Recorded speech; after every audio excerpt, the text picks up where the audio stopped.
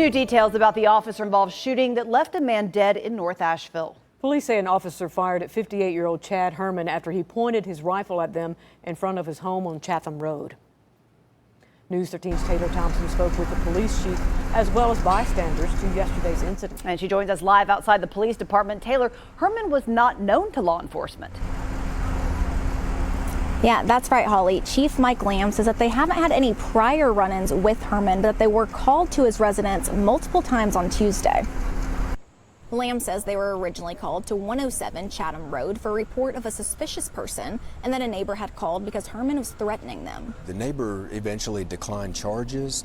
However, officers recognized that Mr. Herman needed some other assistance, and they called mobile crisis out.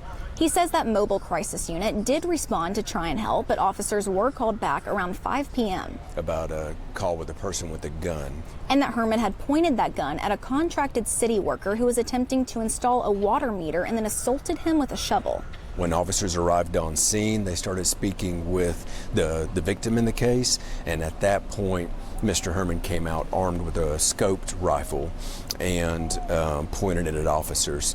And also he pointed it at people that were in the roadway at that time as well. Herman was asked to drop the rifle, and when he didn't, they fired multiple rounds at him. He then barricaded himself inside his home and was later found dead.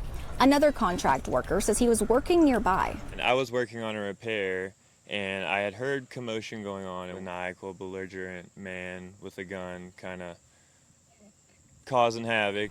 He says he heard shots fired and later found out one of his co-workers had been assaulted. Thank God, he's alive, and prayers for him. And it was an extremely traumatizing experience.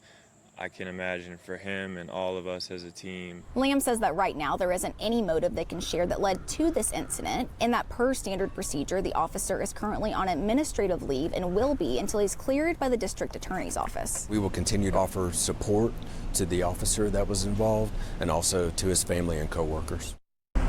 And Lamb says it's important to note that while this was a tragic situation, it could have been much more tragic, and that their officer saved the lives of the people who were on the roadway as well as the other officers who were on the scene.